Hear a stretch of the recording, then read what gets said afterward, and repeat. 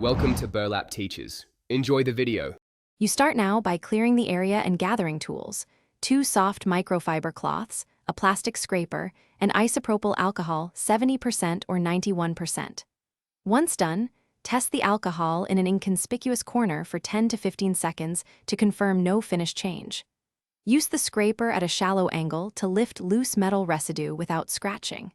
Make sure the surface is dry and at room temperature. Cold or wet quartz can hide marks and reduce effectiveness. You now focus on the marks themselves.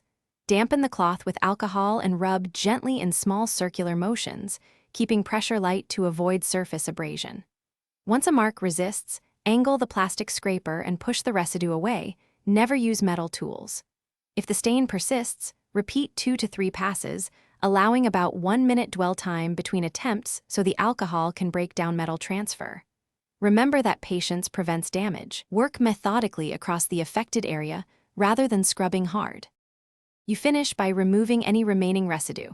Wipe the area with a clean, damp cloth, then dry with a soft towel to prevent water spots. Once dry, restore shine using a non-abrasive quartz cleaner or mild dish soap and water. Buff lightly with a microfiber cloth. If a mark remains after several careful attempts, stop and consult the countertop manufacturer or a professional.